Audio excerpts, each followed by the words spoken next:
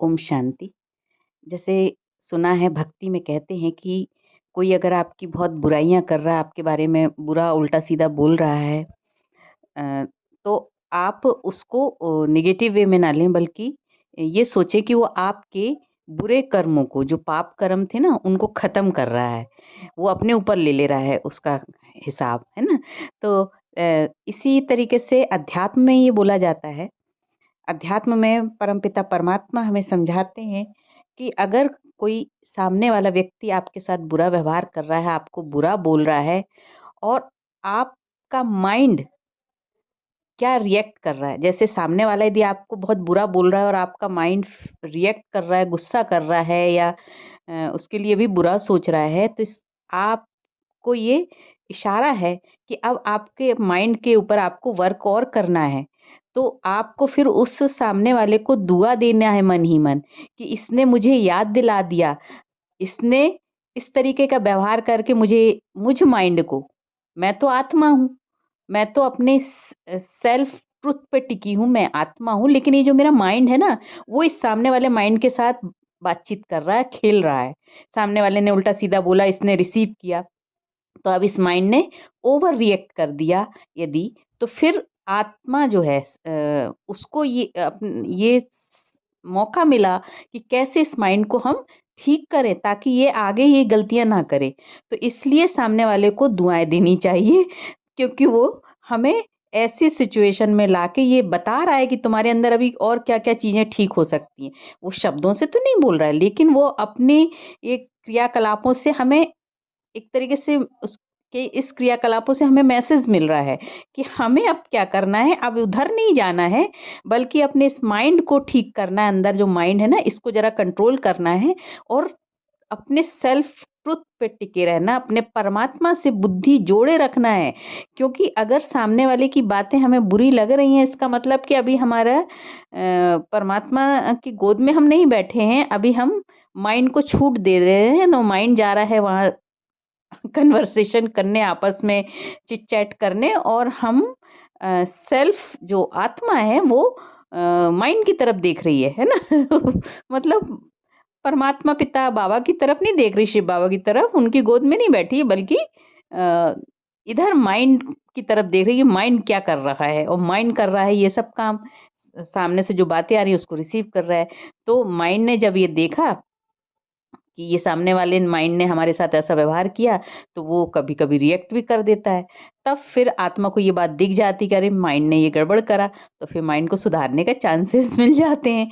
इसलिए कहते हैं कि सामने वाले को दुआ दो, मन ही मन दो दुआ की, अच्छा हुआ इसने ऐसा किया, तो कम से कम हमको ये तो मालूम पड़ा कि मेरे अंदर कितनी शक्ति है इसको सहन करने की या सहन ना करने की।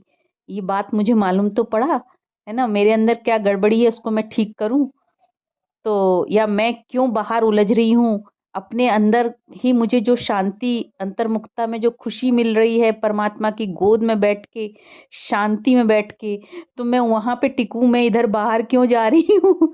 तो इस तरीके से उसको शुक्रिया कर दें। वो याद दिला रहा है कि तुम माइंड के थ्रू बाहर देख रही हो, आत्मा तुम माइंड के थ्रू बाहर देख रही हो, जो मैं तुम्हारे साथ बुरा व्यवहार कर रही है, तुम्हें उल्टा सीधा बोल रहा हूँ, बुराइयां कर रहा हूँ, है ना। तो अगर मैं परमात्मा के साथ, परमात्मा की याद में हूँ, परमात्मा की गोद में हूँ, तो मुझे बाहर की बातों का कोई फर्क पड़ेगा ही नहीं। तो कभी भी ऐसा नहीं होगा कि जब आप अपना मार्ग बदलेंगे, जो जिस मार्ग में सब चल रहे हैं, आप उस मार्ग से हट के कुछ करेंगे तो आपके लिए सब बहुत अच्छा अच्छा बोलेंगे, जरूरी नहीं है। तो ज़्यादातर लोग उसका विरोध ही करते हैं। अ, तो विरोध वो करते अपनी जगह ठीक है, उनका वही पार्ट है ड्रामा में, है ना। लेकिन आपको जो मार्ग मिला है परमात्मा का, तो ये परमात्मा कृपा से मिला है, तो अपनी बुद्धि को परमात्मा से जोड़े रखें। और उसके लिए जितनी भी ये बातें आती हैं, तूफान आते हैं, जितना ही संसार आपके साथ बुरा व्यवहार करता है या आपके लिए बुरा अफवाहें फैलाते, बुरी बातें करते हैं लोग, तो आप दुखी ना हों, बल्कि और ही आप उस समय परमात्मा को याद करना शुरू कर देंगे। क्योंकि आपको समझ आ गया ना कि संसार में तो वो नहीं मिलना ना जो परमात्मा से मिलना है। तो अच्छा है ना, तो ये लोग जितना बुरा बोलें उतना परमात्मा के प्यार में डूब जाने के लिए हमें मौका मिलता है ना? और परमात्मा से प्यार करना माने अपने आप से प्यार करना, अपने आप को समझना, सेल्फ लव करना, सेल्फ रिस्पेक्ट करना।